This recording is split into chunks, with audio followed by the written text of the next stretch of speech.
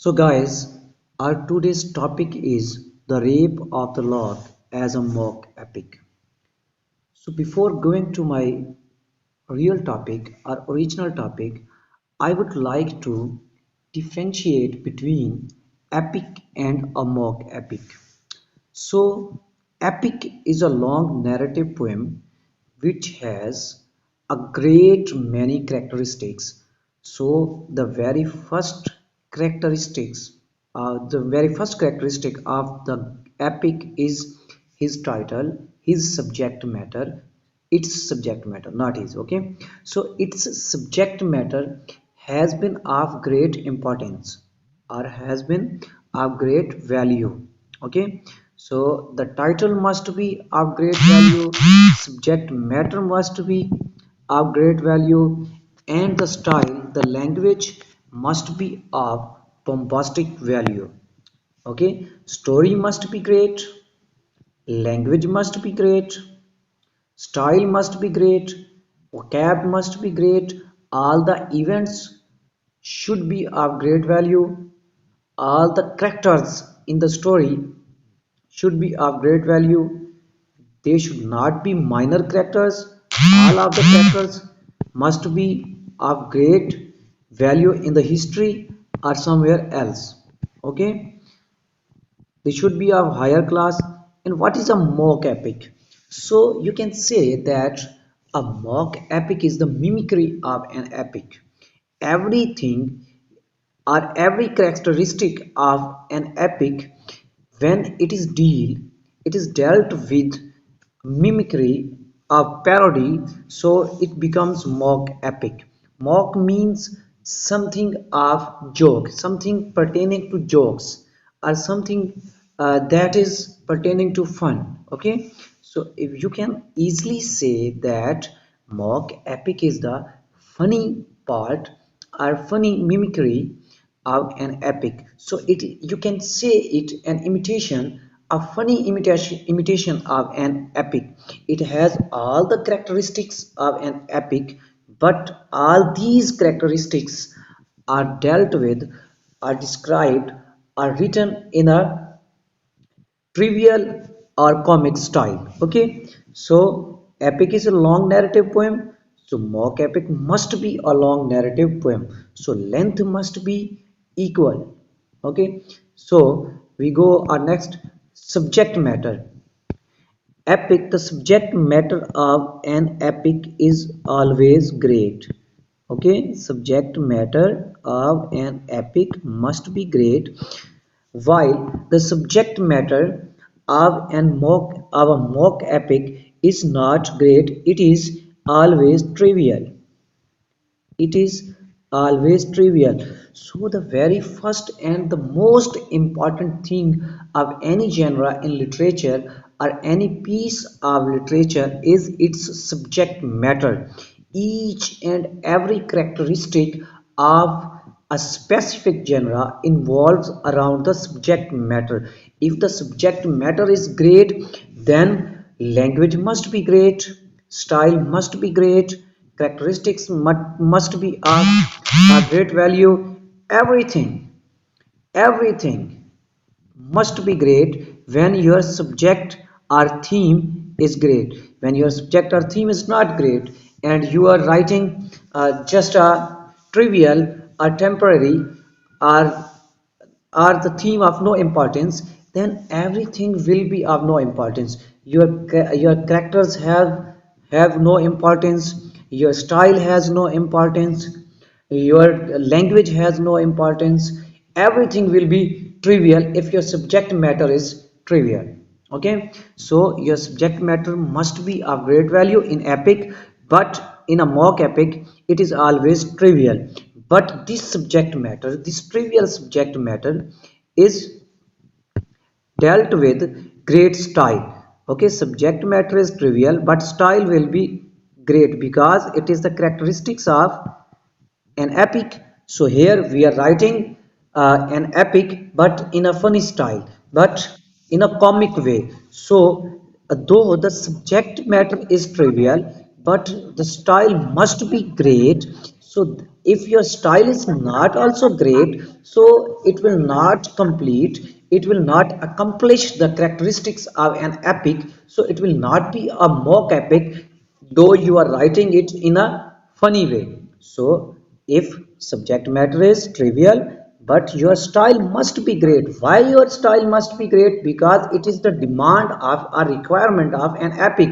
And when you are writing the parody of an epic, so you will have to follow all the characteristics, all the rules, all the requirements of an epic. So the subject matter of Paradise Lost is trivial. So what is the subject matter? The subject that has been described in this mock epic is just a love affair between a lord and a lady. A lord, he proposed a lady to marry him, but she rejected. So this rejection, the causes after the rejection is the subject matter of this a long poem. Okay, I think it is very trivial. It is not of great value, of great importance. This event is not a great value that it needs to be described in a epic way. But Alexander Pope described in an epic way this trivial subject. Okay, so when the name of the lady is Belinda.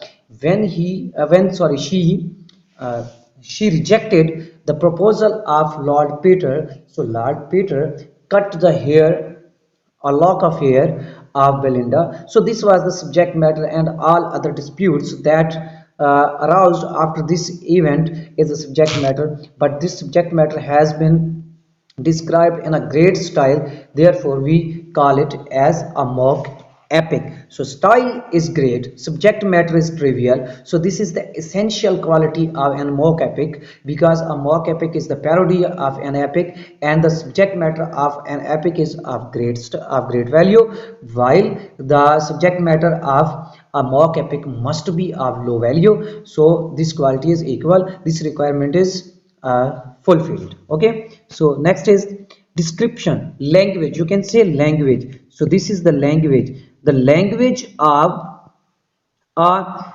epic must be grand. If you have attended my lectures of the you can say the Paradise Lost, so we have a separate lecture of almost 22 to 28 minutes, in which we discussed the grand style of Milton. Okay, the grand style of Paradise Lost. So the language or style must be grand, the language must be bombastic language is the requirement of an epic. So while you are writing a mock epic, so your language must be bombastic, because you are writing a parody of epic. So each and every characteristics of an epic must be fulfilled, but the subject matter will not be of great value. Okay, the characters will not be of great value. Even the characters, if the characters are of great value, but their you can say actions will not be of great value. Okay, grand, bombastic, the language must be grand and bombastic. Even the choose of words, the dictation that has been chosen to describe the event, to describe the you can say characters, to describe each and everything must be bombastic, must be a very high in status. So we say that description of Belinda, if we look at the description of Belinda is not a very high character. We don't have any character of great value in our literature except this poem. Not we have any character named Belinda in our history or in our religion. So it is a very trivial, temporary, you can say a common character, but her description is very good. Her description is has been exaggerated with the great language. Okay, so Belinda has been described as the fairest of the mortals, as the fairest of the mortals. So, if you look at these words, or you look at the diction that has been used in this line, so it is very high value diction are the words that has high value in literature. Fairest means the superlative degree. Okay, mortals, something that will not die. So this has been chosen. This has been described about the Belinda. Even he also says that the brightest fair. His dreams. He says that her dreams are mystic vision. Even you, if you ponder on these words, so these words are very high value in grammar or in literature. So structure of these words is a very high value. The example is before us that the fairest. So fairest is the extreme state of anything to be beautiful or to be attractive. So her dreams are mystic vision. Yeah, even the game of Umber, you can say that the game that was played there in the hall or in the palace, the game of Umber, it has the game of nerves. If you are strong enough by your nerves, so you will be the player. So game of nerves, it is a temporary, a trivial game, but the connection of nerves is very the connection of nerves is of a high value. So game of umber is described as the game of nerves. The table that is being used to play the cards, even the table is described as the battlefield, the battlefield of war, battlefield. So if you think, can is it not a mismatch? A table is being matched with a battlefield. So I think that table is not of high value, of high importance, but the battlefield is something else.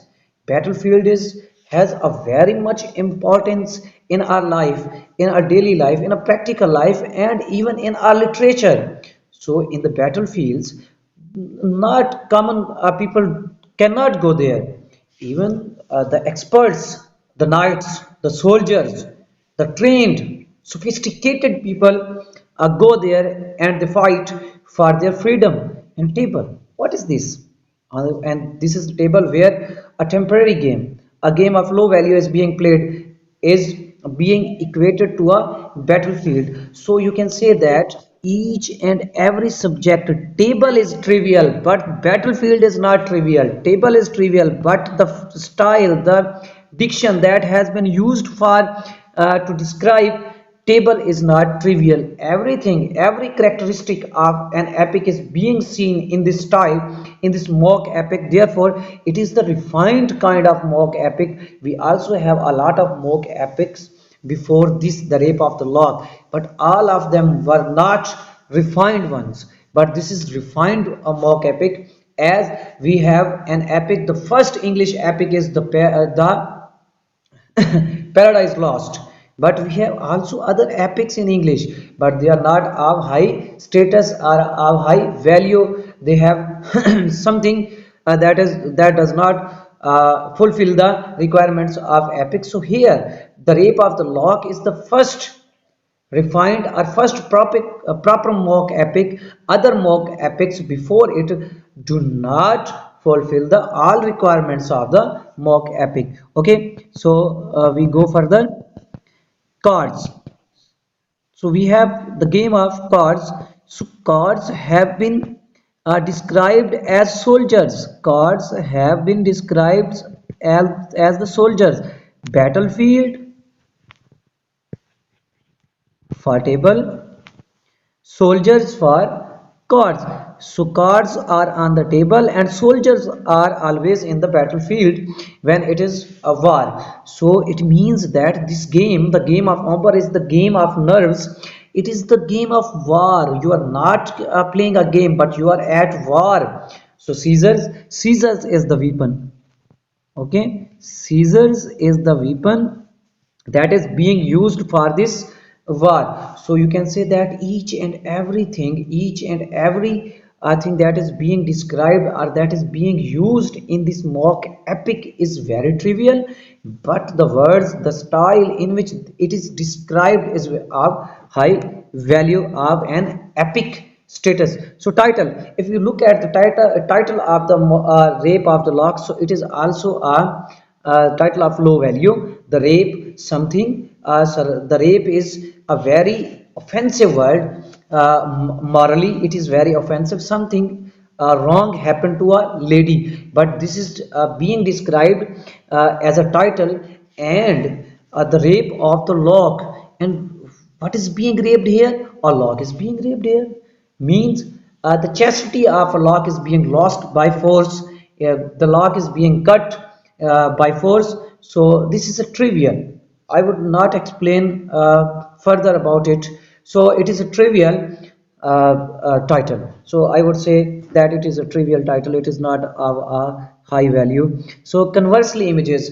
So in an epic, everything is described as grand. Everything is described as grand. Everything is exaggerated. Everything is described as splendid.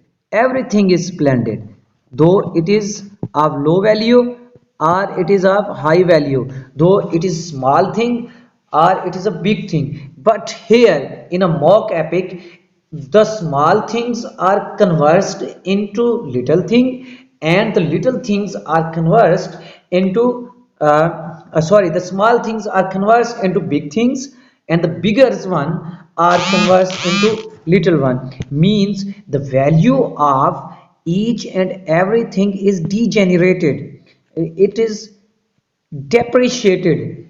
In an epic, everything is appreciated in a great way, but here everything is depreciated in a great. The style is great, the style is great, it is no doubt about the board. The style is great because it was necessary for Alexander Pope to write in a great style, because he was writing an epic but in a comic way. Okay, so here you say that even the chastity of a lady is equal to break a jar. If a lady loses her chastity, so she should not cry. She should not cry. She lost nothing. It is equal to breaking a china jar. So these words are described in this way.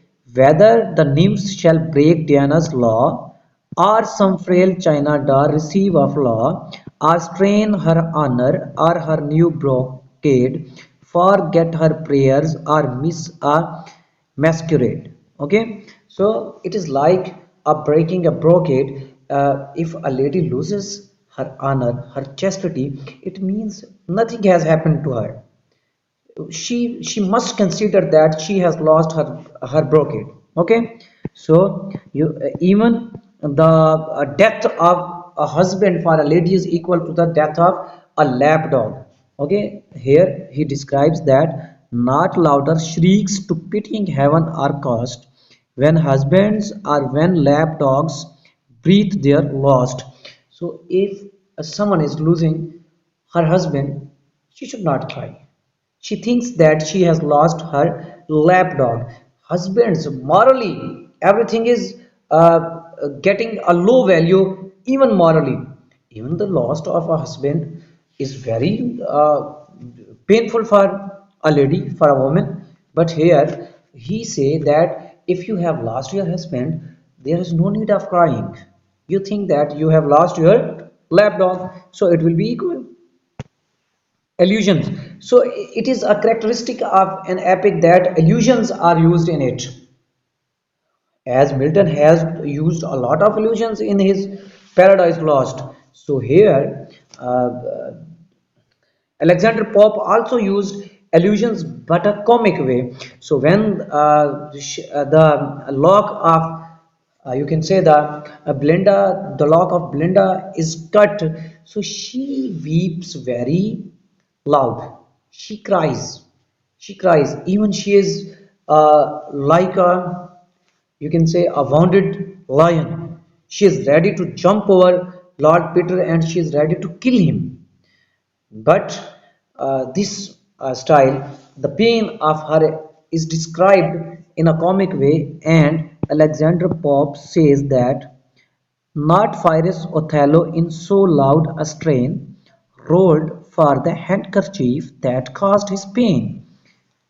He says that Othello भी इतना नहीं रोया था जब उसे पता चला कि इस रुमाल ने जो है वो उसको कितनी बड़ी सजा दी है, उसके कितने ज्यादा दुख का क्या वो क्या बनाए बायस बनाए, तो इतना ज्यादा Othello was not weeping so loudly.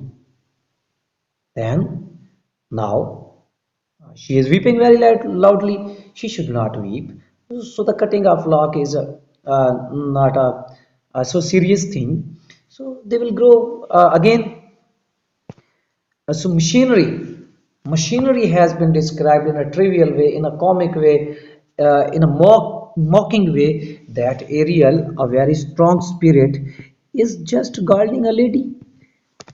The action, I already told you in the starting of the lecture, I told you that even the characters are of high value, they are very high characters, but their actions will be trivial. So here Ariel is a very great character in English literature. If you have read Shakespeare, so you will find Ariel, the actions, the responsibilities of Ariel are of high value, but here the responsibilities and the duties of Ariel is of trivial value, of temporary, of no importance.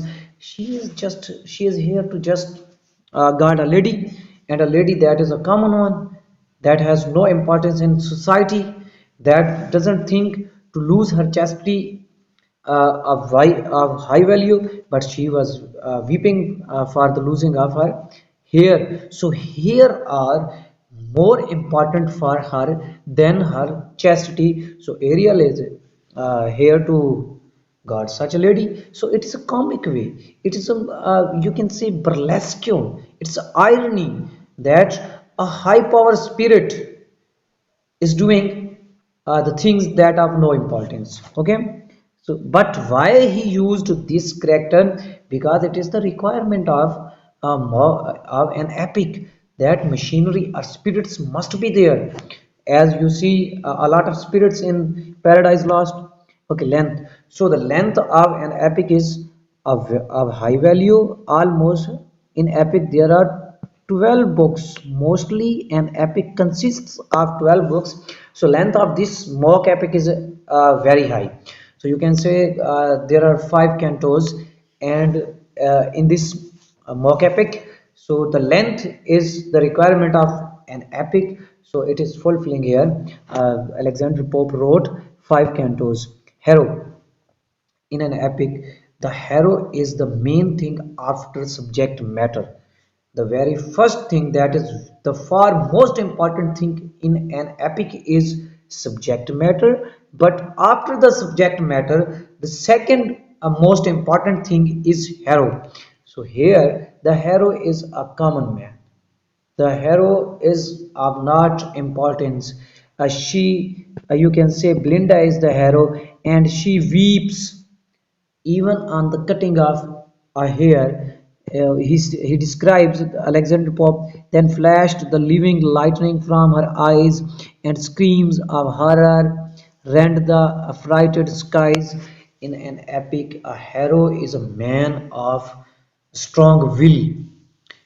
He is involved some kind of adventures, though his downfall comes because of the error of judgment, not because of his actions.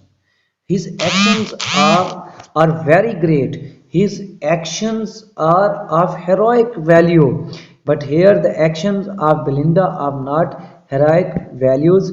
She even weeps on the losing of the lock. Okay. So invocation to gods.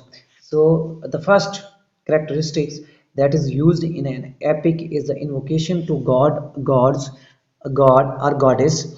Each and every writer of an epic used this technique in his epic. So Alexander Pope also used this technique in his mock epic, when he says uh, to God that what is the reason why Lord Peter cut the hair of the Belinda. So he says goddess to solve this riddle. So he says that say what strange motive, goddess, could compel a well-bred lord, lord mean वही lord Peter, to assault the gentle belle. तो वो कहते हैं कि ये बताएं कि उसका मकसद क्या था, उसकी जो हेयर थे उसको कट करने का जो है उसका मकसद क्या था. तो this was the characteristic of an epic to invocate the muse or goddess. So Alexander Pope also uh, invoked a god, and he asked him, sorry, goddess, and he asked her why Lord Peter tried to cut the lock of the Belinda. So these characteristics, this requirement is also fulfilled. So Dr. Johnson says that the rape of the lock is the most attractive of all ludicrous composition. It means that he is saying that rape of the lock has all the requirements of an epic, therefore the all these requirements has been dealt in a comic way, therefore this is a great mock epic in English literature. So with the saying of Dr. Johnson, I would like to end my lecture. Now I am giving you time to ask your questions.